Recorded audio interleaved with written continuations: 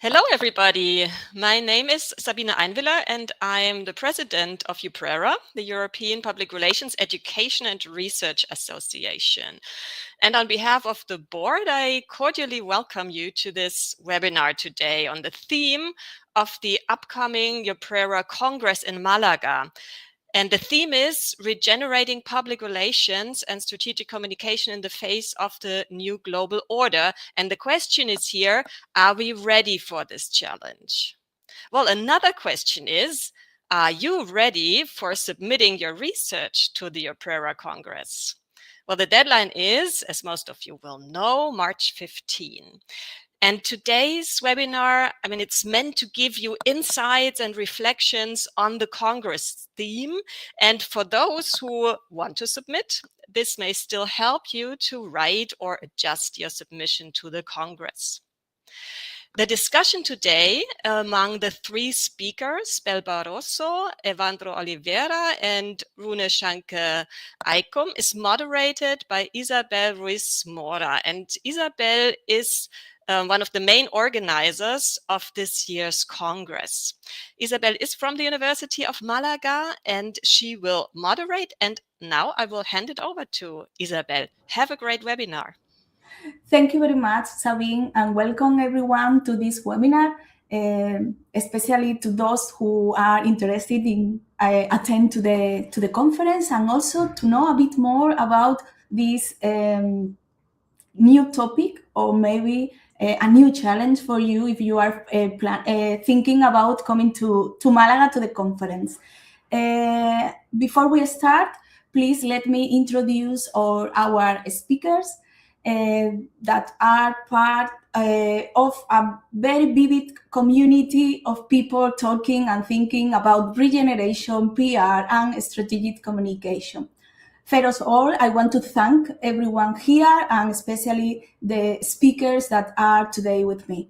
Evandro Oliveira, who is CEO and founder of Gaudere in Spain, a consultancy, but also is a researcher at LabCom in the Universidad of Beira Interior in Portugal, and professor in Derby and London Metropolitan University programs in United Kingdom.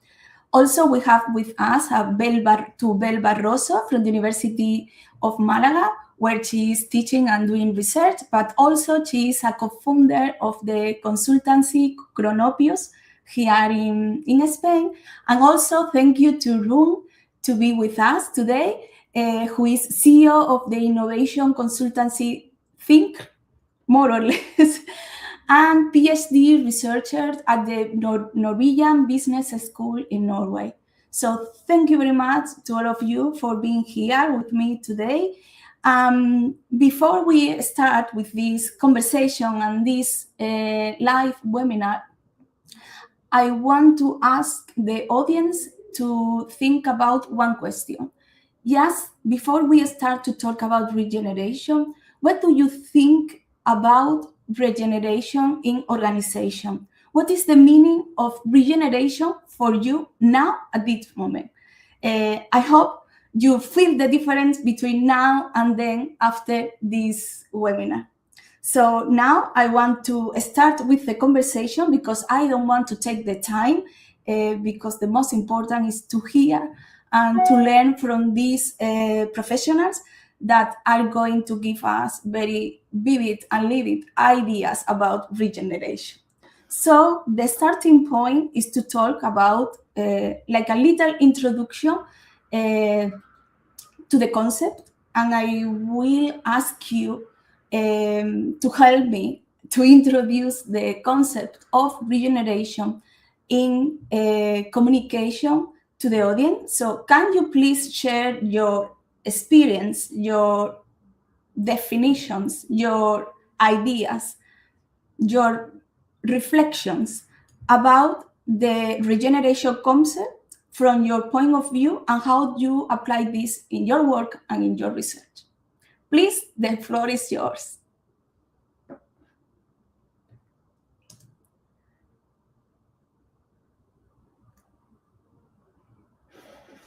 Evandro, Bel, Rune, Please. Okay. Good afternoon, everyone. It's very, very nice that we can be here today talking. Thank you, Isabel, first for the courage to bring this as a thematic Congress, European Congress, but also to Sabina and to the board of European that saw in this subject that we can be discussing here. And maybe before, I think that Bell was starting, but I just thought that before we start into the talks, I would like to invite you all that are now on that side. It doesn't matter if you are live or not, just to follow me on 20-30 seconds, 1 minute max. And then maybe I will let Bell start by sharing some concepts.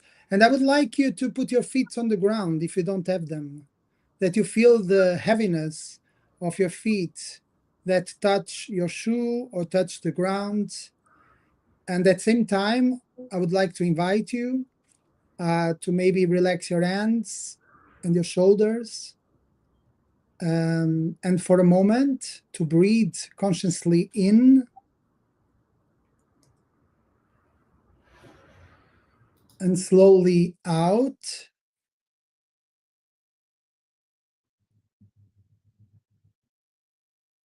And maybe a second time, breathing in and breathing out.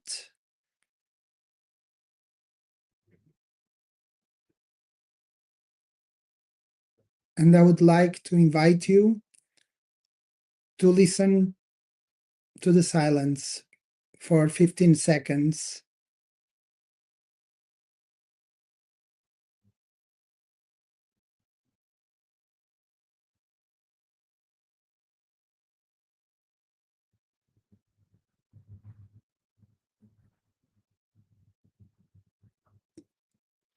Well, thank you so much.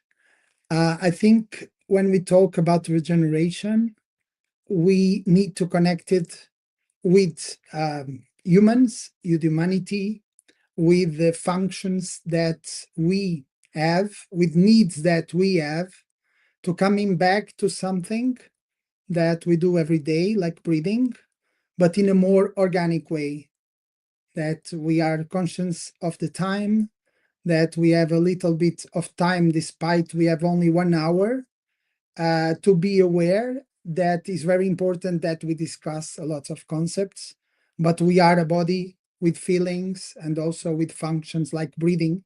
And I think this experience might invite you now to listen to Bell and the introduction, and then to some ideas that we can share with you in this session. Yeah. Thank you, Evandro. And thank you, Isabel, and all the team for inviting us. For me, it's a pleasure to be here and talking and thinking about regeneration and sustainability and humanity, as you say, Evandro. Thank you very much. First of all, I would like to start this conversation asking if we are understanding the organization as machines, or if it's possible for us to think in organization as living systems, as organisms, because we are always thinking in machines that are working and functioning. So maybe it's time to think in another way. And this is because we are facing a global crisis, and I'm not talking about climate crisis, because I know that we are living this, and even Evandro, that is in Barcelona, is witnessing today a phenomenon with the wind and the weather. So, and we have lived for so many months this kind of extreme weathers. But there's also, we are talking about a paradigmatic crisis, the way we are thinking and the way we are doing our values. We are trying to rethink the way we are living, or the way we are living in the earth, and also how we are living the organizations, and how we are exploring communication and understanding about communications and leadership in the organizations. So during all these years, more than 10,000 years, the civilizations or the humanity have lived a lot of paradigms. To transition from the hunter-gatherer communities to agriculture, to industrial civilizations. And all this change of paradigms have produced what Ronald Sister called the Great Forgetting. The Great Forgetting.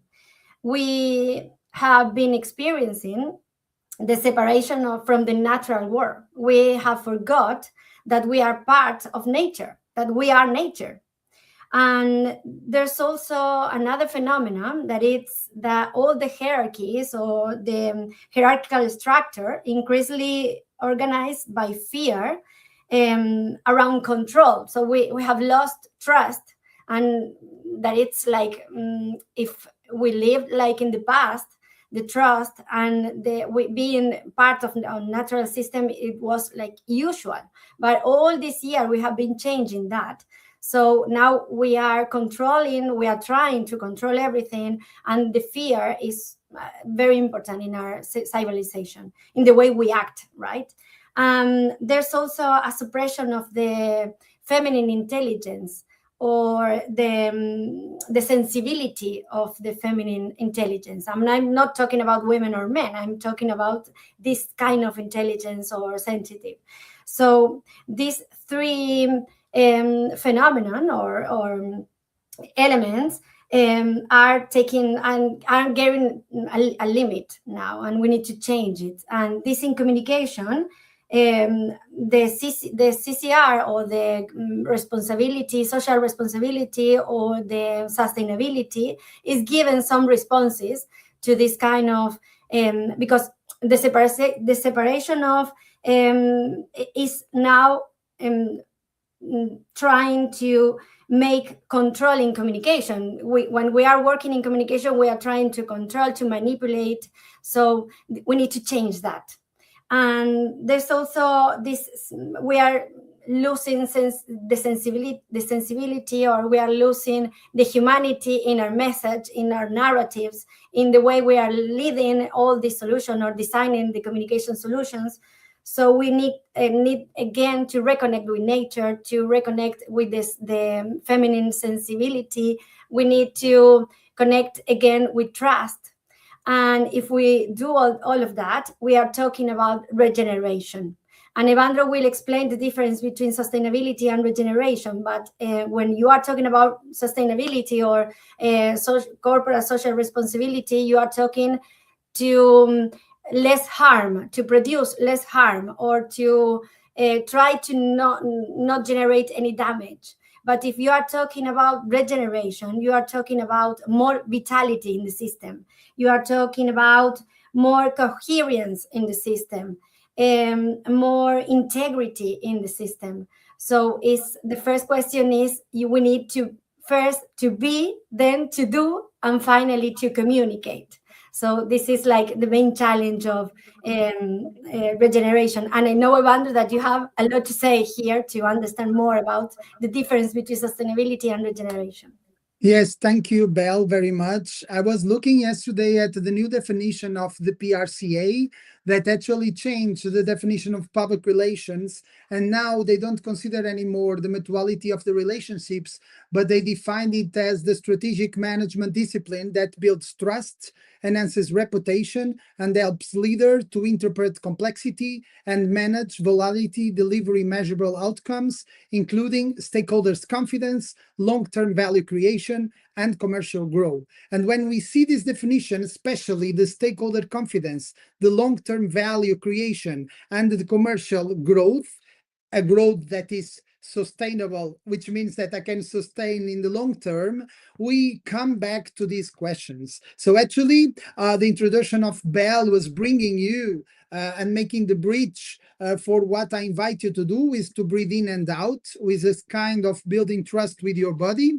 And in this case, when we talk about an organization is a body, is a group of people with a common goal. We also need to watch how these dynamics can be transferred to organizations and also to communication. And just another note is that, well, Isabel mentioned, I'm now a new challenge teaching at Derby and also at London Met programs, and they include responsible management and sustainability. And the states of consciousness is one of the subjects we talk with the students. And that's because, also quoting what Belle just mentioned, first you have to be, then you can act, and then you can communicate. And that is the order. That's why when we say we have to remember that an organization is and then can act. But if the organization doesn't know what it is, then is also not able to act. And so it has to fake it. And if it has to fake it, the communication will also not be aligned. So when we talk, and when the Association of the Professionals, the biggest one, the PRCA, is bringing in that the help of the leadership to interpret, we need as a communicators, as PR, as strategists, to understand what's going on in order to can transfer it to the organization and the different levels of the organization. We are talking about job performance and the personal agency. We are talking about group agency. We are talking about organization agency, and lately the planetary and society angels, where responsibility, sustainability, and ethics come together. And these three constructs, they actually can be connected with what is the difference between what we consider to be sustainability and also what we consider to be regeneration. Belle just mentioned one of the qualities of regenerated systems is that they are vital.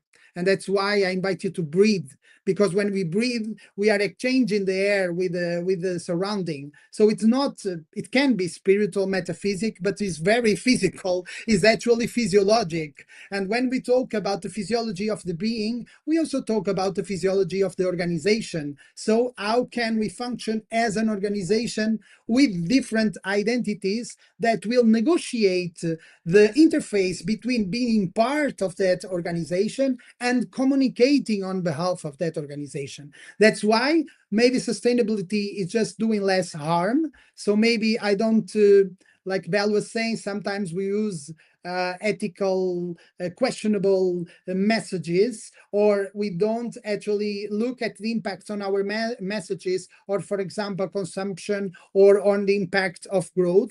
And that is, of course, one level of responsibility.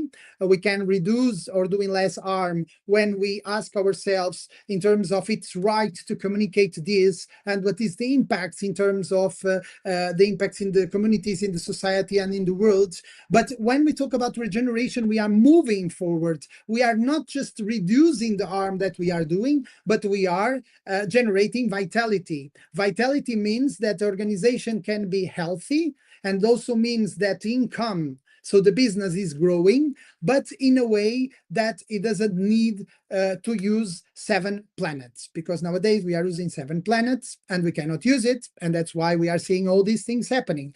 So actually, the difference also between the seeking of efficiency and diminishing impact, or the restoring what is not working, is that in the regeneration paradigm, we look at the solutions who are not known, because we cannot find out solution for the problems we create with the way that we are working till now.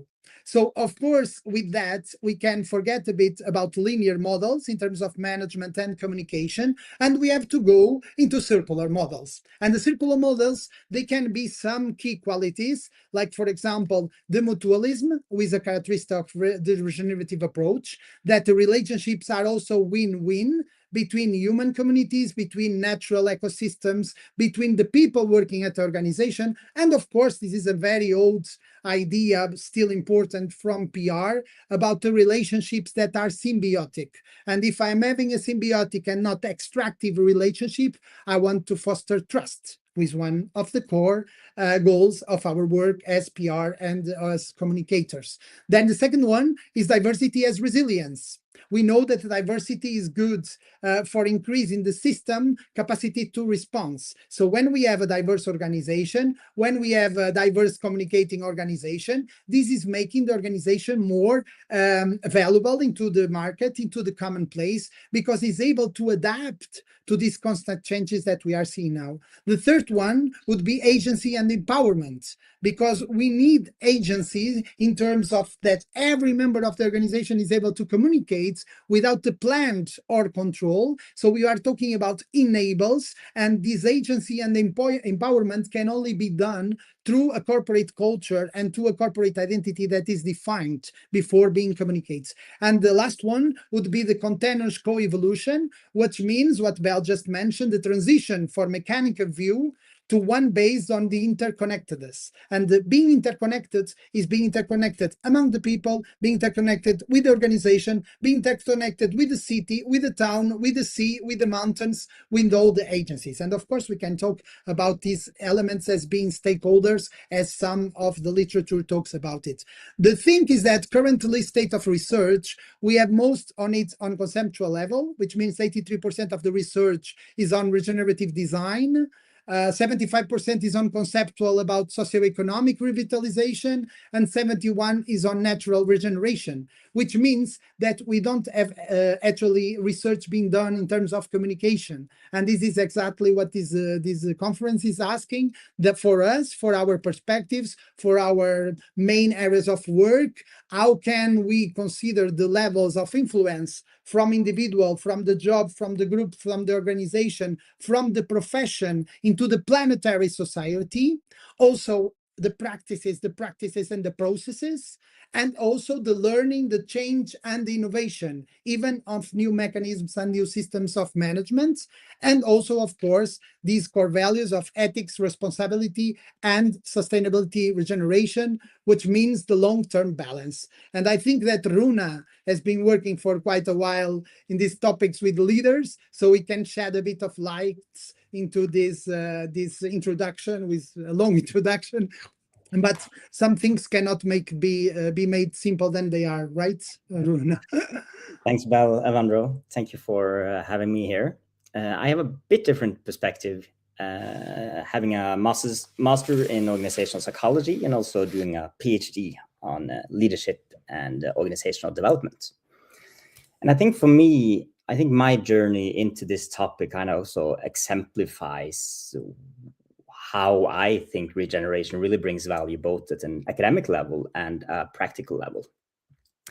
I started out 4 years ago working more on sustainable innovation, like what's new with that, what's typical for organizations that succeed in sustainable innovation.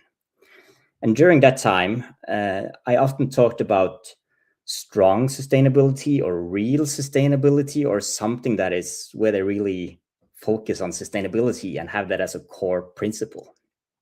And during that process as well, Paul Polman came out with his book, Net Positive, which says that how can companies be positive both for society, employees, and the environment.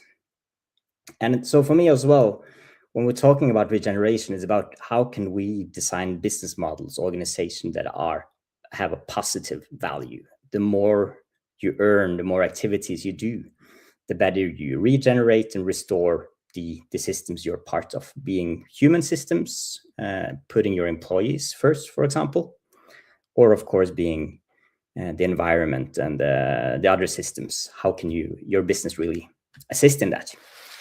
And for me, I think regeneration has a place maybe because of three main reasons.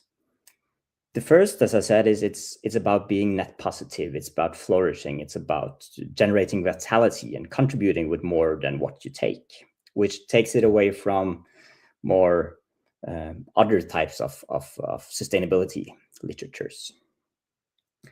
Second, I think is really important with this system-oriented perspective. Some of you are probably familiar with system thinking perspective or complexity theories, but thinking about both your organizational systems and also about your local larger ecosystem, that you have these perspectives in mind all the time while working on this topic. Regeneration does not happen in isolation. Regeneration happens in partnerships, in the value chains that you're part of. And finally, and where I have found a rabbit hole, is also this nature-inspired element, where that I also see as very relevant with deep ecology or more eco-philosophical perspectives. as also both Bell and Evandro, about our connection to nature, how this has changed and developed over time, but also topics like biomimicry that Bell introduced me for 3 years back. Also that how this relationship with nature and how you can look at nature as beneficiary, nature as inspiration, and how all these pieces, when they fit together optimally, we're talking about regenerative organizations, or maybe even more organizations with a regenerative potential or regenerative ambitions.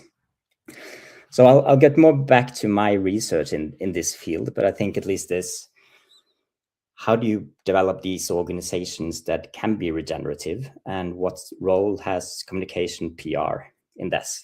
That is of great interest to me. Thanks.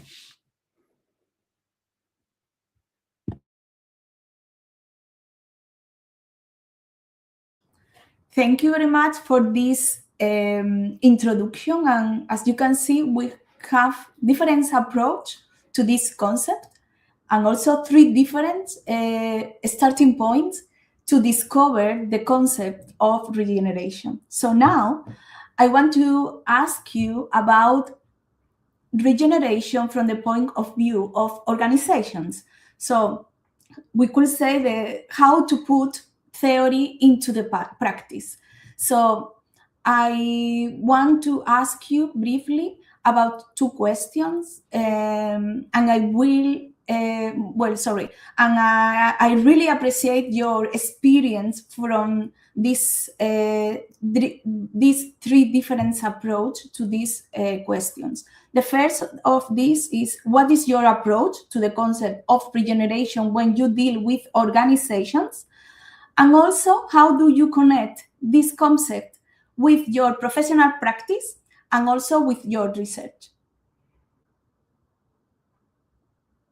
If you want, we can follow the same order of participation, but if you want, we can change. So Evandro, if you want, you can start now.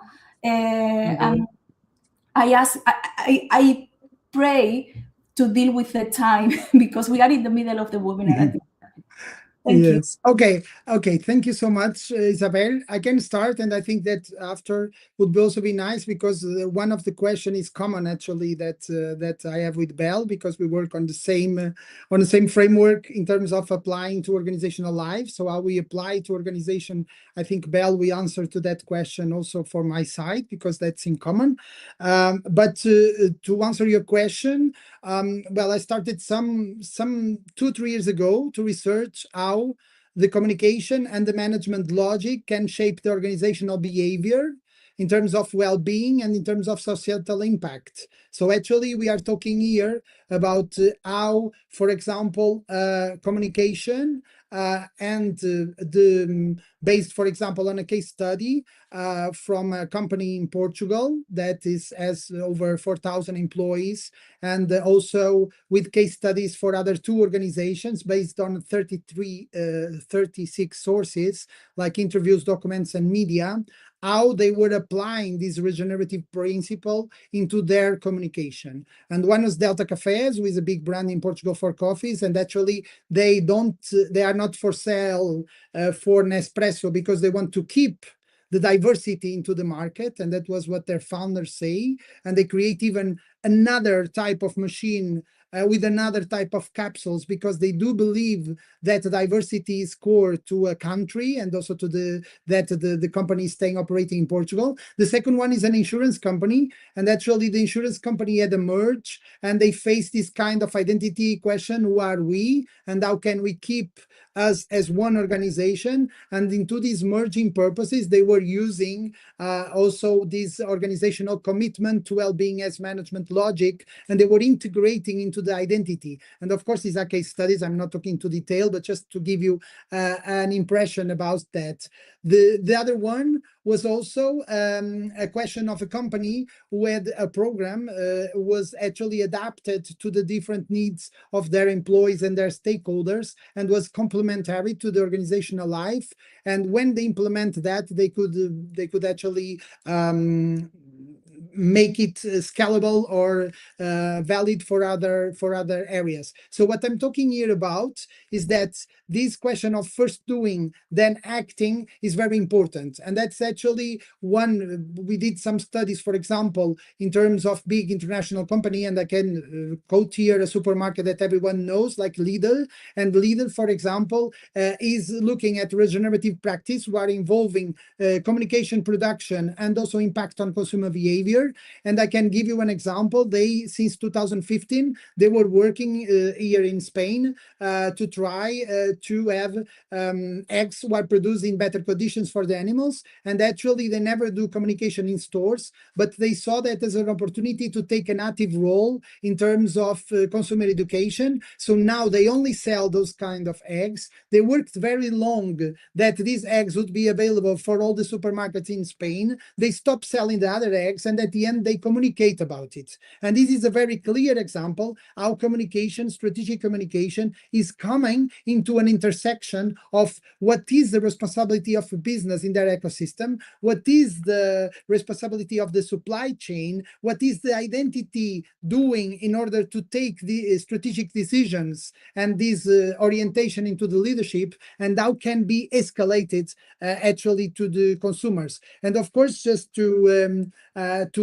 finish my intervention, because the time is short, we are now working with Anna Adi and Ronald Sistek on metamodern and regenerative strategic communication, with actually, we are presenting it, that we are looking at key concepts like oscillation, paradox, plurality, and also the vitality, coherence, sense-making, and co-evolution, in order to see how the stewards and the emergency is more present in terms of evaluation and management of communication, rather than metrics who were made from another perspective. And another work that we will be presenting in Spain at the AIRP Congress in June is to expand the notion of publics to non-human agency. So in terms of, can nature be considered quasi-publics, and how do we consider them? Because this is already into the management theory, but we haven't been able, as a PR and strategic communicator, to include this kind of agency into the communication strategies that we do. And just to finalize, before I pass to Belle, we'll explain how we do in terms of organization. We also work in terms of corporate culture. And that has to do, how can we help to define identity to groupal processes? And based on that, the teams are developing core values that they want to cultivate, and that considering the business, the people working, and the environment. And based on that, this can be upscaling effects in terms of communication. And through communication and reproduction, we can do changes into corporate culture that all the organization is able to act and to enable without having a concrete plan. And that's actually how big companies like Enkel, for example, is doing, is that they don't distribute the plan in terms of sustainability of regeneration for all the organization, but they understand that every team or sector of activity should look at the context-dependent situation and find experiments that cannot be good examples to be tried out in other parts of the organization. Yeah. So that would be my part, and I tried to be short. I'm sorry if I took a bit more time than was foreseen. Thank you, Evandro. Don't worry. So I would like to explain how to bring all this concept into the practice. So first, we need to understand that it's very difficult, or I say that it could be impossible, to be 100% regenerative. So what we need to do is to create solutions that increase vitality, integrity, healthy, beauty in the system. So understanding that, then we need to know that the organizations are living systems nested in ecosystems. So embedded in nested ecosystems, So when you understand that your organization is part of another ecosystem, you need to act taking care not only the organization but also the ecosystem, or the natural world, the society where you are embedded on. So the first thing that you need to do is to understand the pains in the organizations. And in Regeneration, we talk about pains to talk about the problems or the opportunities to improve the development of the organizations. So in the inside of the organizations, we are talking about the metabolism of the organization, or the internal part of the organization. We need to understand which are the rhythms, which are the tensions in the organization, how organization learn or how create solutions.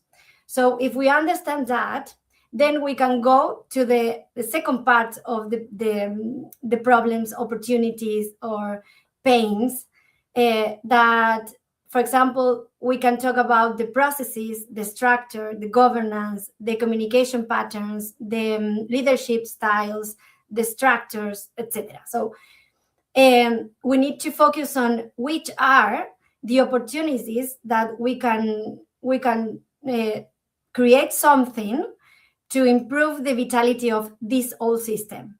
So once you know which are those pains, you need to prioritize. Okay, let's start with a small experiment, with something that it takes you less effort and you can bring a change.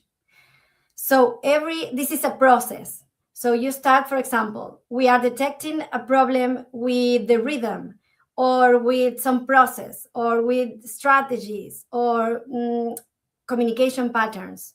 So once you know this and you are starting doing these experiments, you can go in, change directions, because you know that the goal is to increase the vitality, the healthy, the beauty of the system. So once you have the journey, the direction of the journey, and you can change the experiments, so you are trying to regenerate the organization. And of course, it's very important to learn, to measure. In Regeneration, we talk about learning, or we talk about creativity. But in communication, we talk about measurements. We need to measure what is happening, what is working, what we need to change. And this is all about learn, how to do it better. So these are the main step for to apply regeneration. So the first thing is to listen in, to understand that you are part of an ecosystem. The second step is to look for those pains that are more live within the organizations.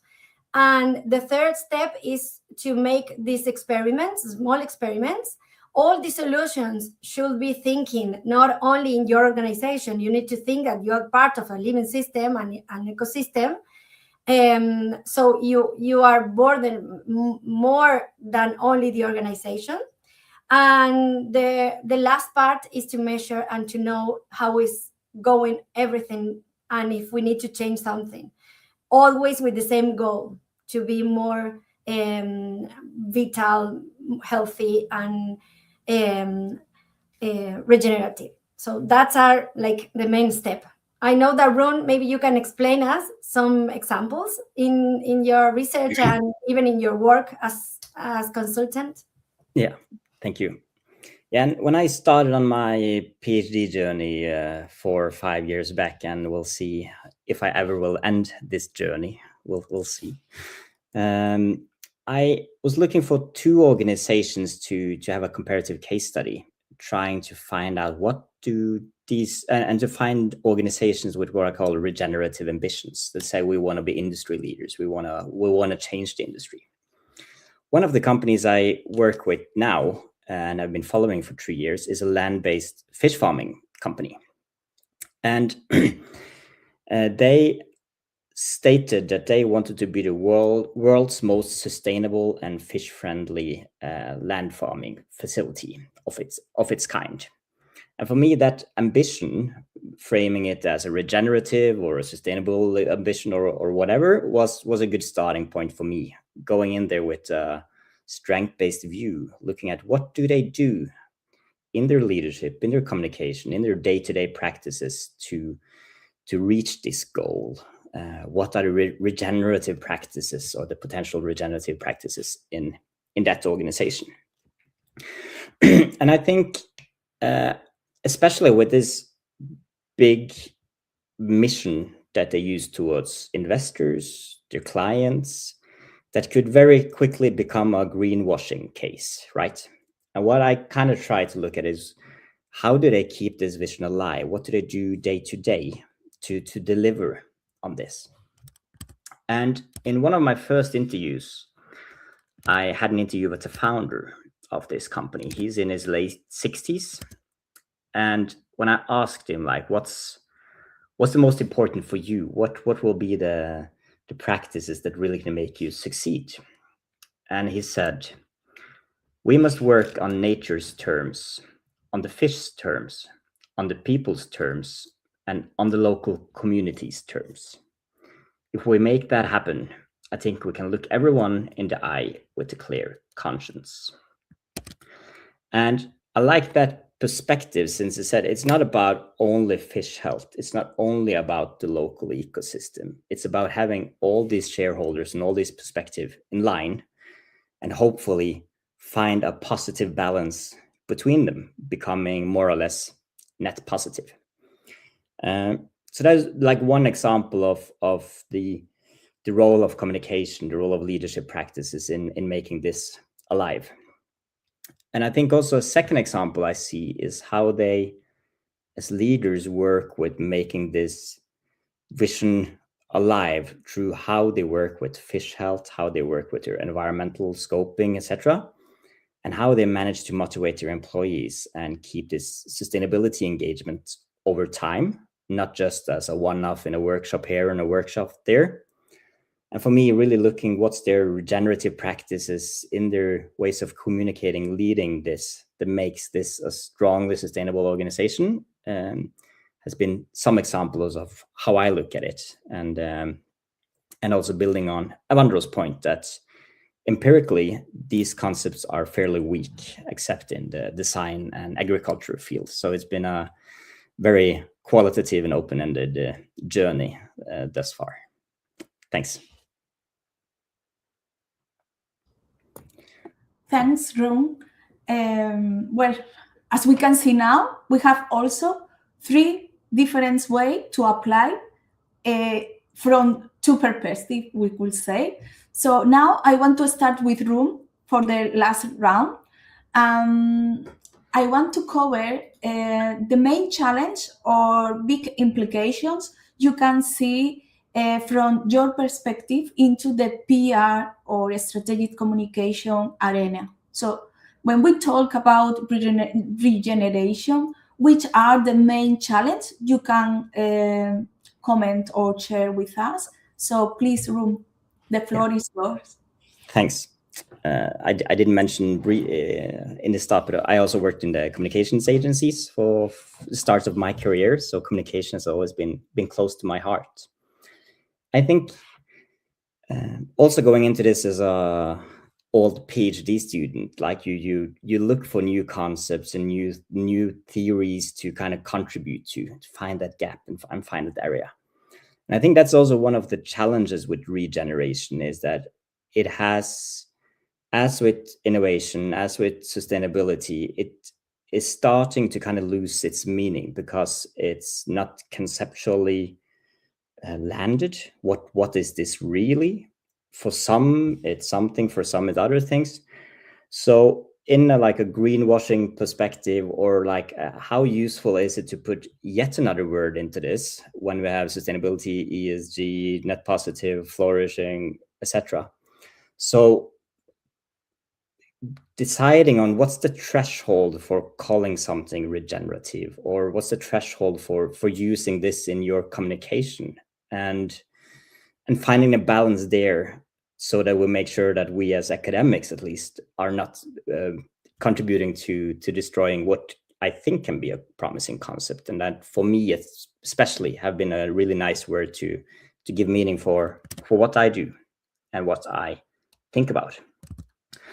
And just some examples there are, I saw that in one study, for example, Pepsi was seen as a regenerative business because they have a regenerative project where they do something, I can't remember if it was related to plastic collection or something like that. So is it correct to talk about a big corporate like Pepsi as having regenerative projects, or is that CSR? Like, so these balances here, I think is really important going forward.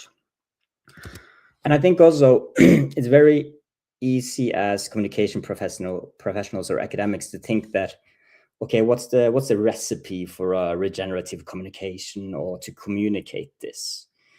But I think during my research and during my consultancy, I think this is, as both Bell and Evandro think will agree, this is also about a mindset shift, right? This is about our connection to nature. It's about our role as organizations, our role as researchers and individuals. And I think also when applying this to different settings, it's not about a recipe for communication. It's about how do we change the way of thinking, the culture, the mindset. So I think also there, if we end up in a too mechanical way of thinking about it, I think it will quickly lose its usefulness.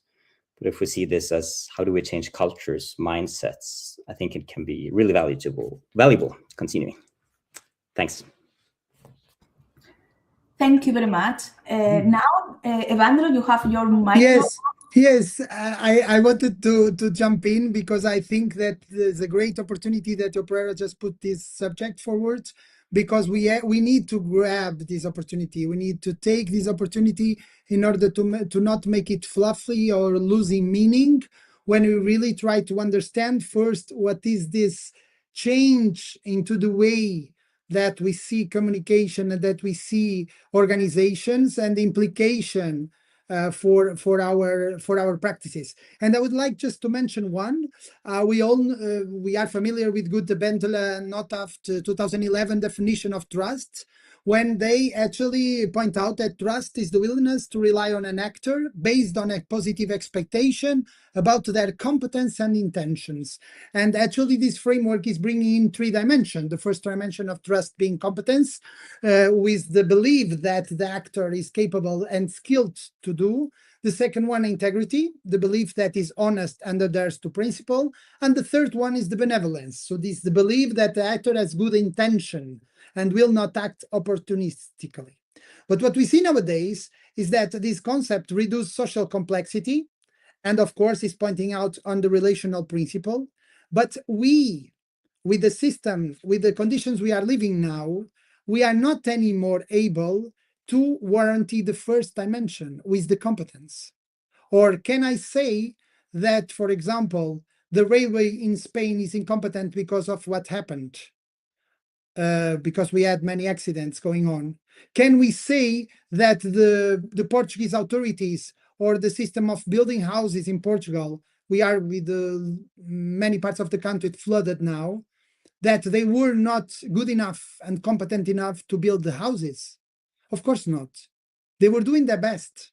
What happened is that the systems are changing, and building trust is not enough in a system that are unsustainable and where the crises are coming every day and are volatile and VUCA environments. So we need to change the way that we are building trust by shifting from this dimension of competence into the dimension of integrity. And integrity needs, what Bell mentioned at the beginning, to act and to talk in the same way. So this coherence is needed. That's why when maybe you listen to us and you see that we talk a lot about ecology, about system thinking, about organizational dimensions, but we cannot separate this with the way that the organization is talking, because that would not be coherent and therefore would not be possible. Then the other one would be, from trust to regeneration, how communication can help to regenerate social, economic, and ecological systems, and not just to protect the organizational reputation.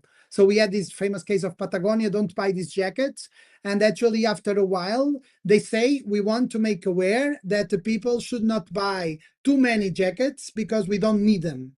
So they are actually touching on the main concern or the main activity we sell in the jackets. They are making an advertisement for the people not to buy the jackets or to be aware of the consumption. You can say, well, it's a good way of drawing attention to the organization. Yes, it is, but they realize actually that they cannot be perfect. So they are saying now in the last months that they are not able to live up to the expectations that they might have created into their consumers and their customers. Therefore, I would like to point out one of the key ideas of regeneration is that we cannot be perfect, and we don't want to be the perfect guy. We want to be the guy who is on the road, the guy who is on the path, the guy who is doing his best. So as long as we try, that is good enough. And that is a change between a system where we talk about mutual relationships, but actually we know that asymmetry between stakeholders can be discussed. But maybe if we move from persuasion only to co-creation, maybe if we look at ethical values who are bringing symbiotic exchanges in all the relationships from the organizations, instead of extraction, then we have already an ethical condition that can help us into the regeneration. Because if I'm not selling a product to someone that I know that he doesn't need the product, or the product is having a bad influence in her life, then I change my product or I change my strategy. And that's how innovation, like Huna was talking, can play a key role into transforming a part of the business into the regeneration. So we are not talking about changing at once. This is not possible. Then we can also ask how we cope with interpreting complexity.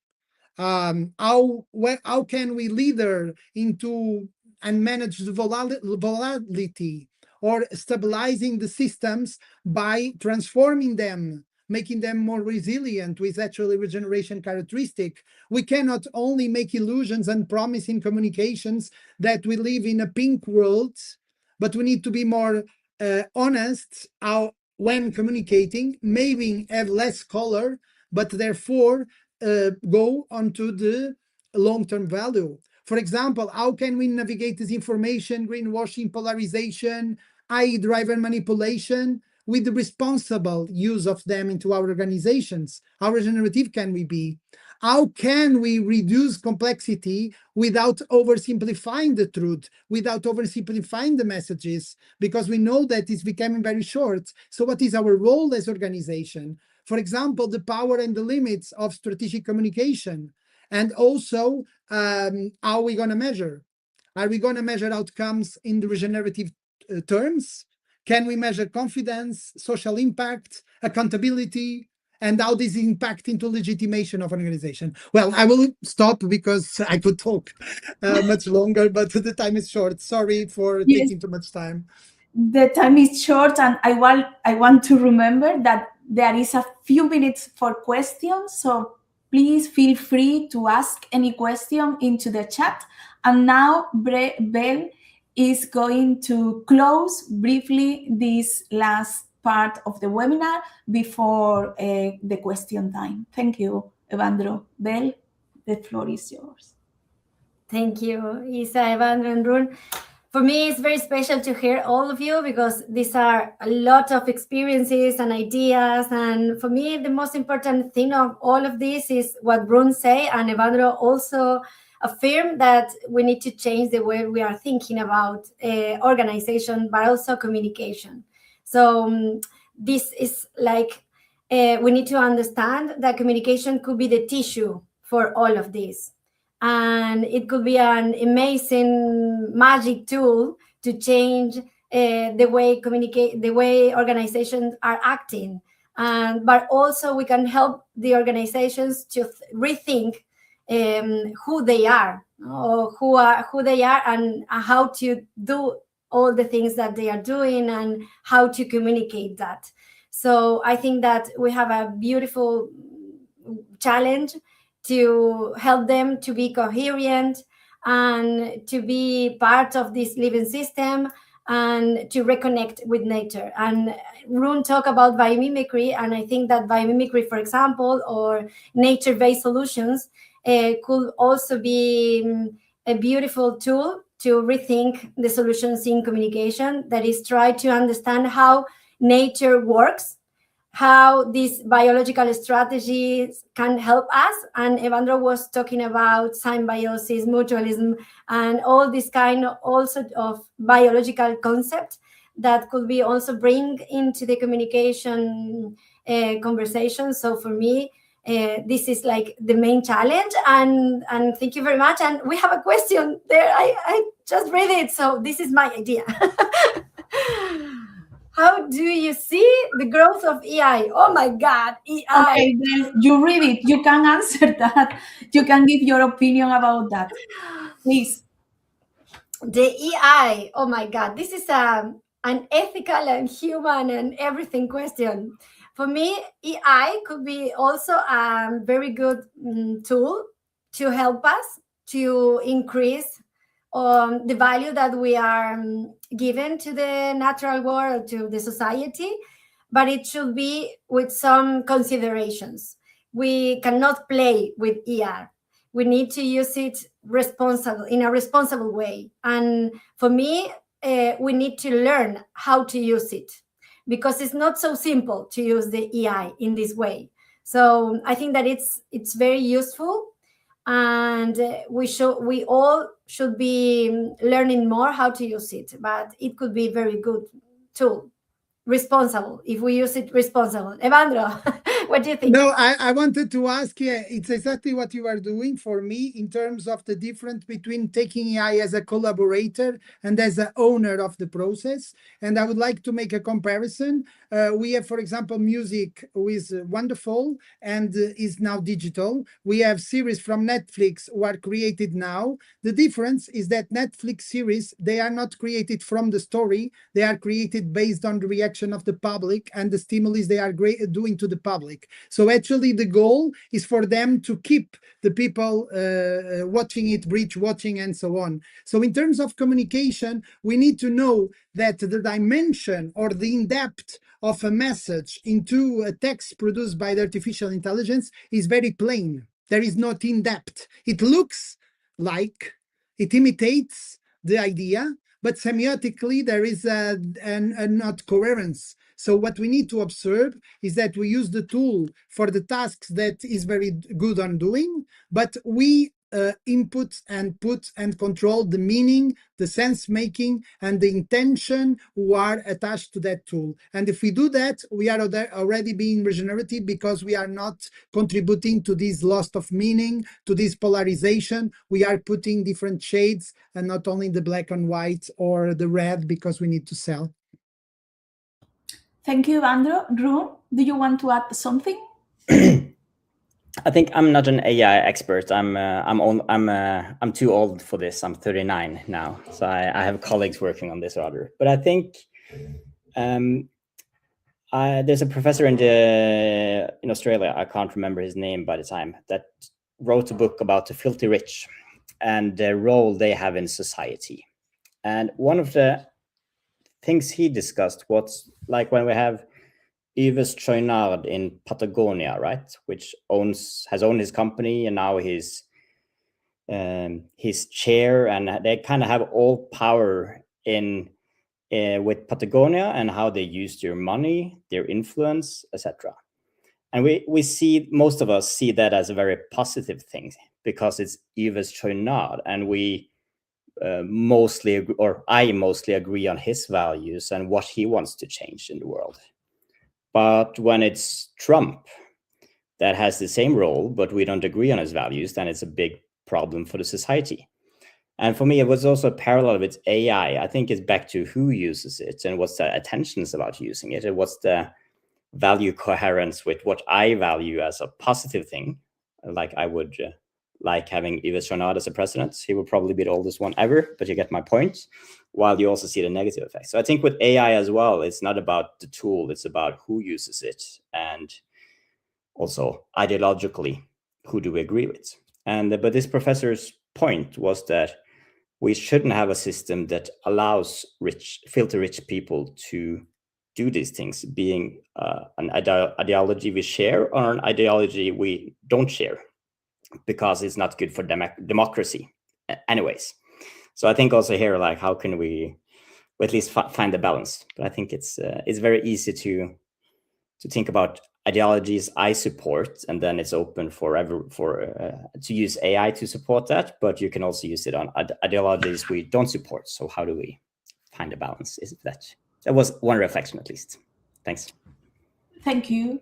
Also, I want to add that it's important to think about the environment when we talk about artificial intelligence and all the natural resources that this, we could say, new technology needs to give all the output that the technology produces each time that we type something on ChatGPT or any other generative artificial intelligence. And we need to at least be aware about this. And at this point, I can see that we don't have more questions. So I want to thank all the people that have been following us during this webinar, and especially to our speakers, Rune, Bel, and Evandro, that have been sharing with us all your knowledge, experience, and ideas about regeneration from the point of view of communication and public relation. But please, before we finish, I want to say two things. First, that for me, regeneration means reacting and waiting to find another way to do things. So please react. And I think that the main challenge is to find people to join us in this reaction. And please don't forget that deadline for the conference is finishing in March, next 15th. And all the information is open on the website and also in UPRERA website. So please feel free to revise the call for paper and come to us if you have any question. Thank you very much. Have a lovely day, and please take care of the planet. Bye. Thank you. Bye-bye.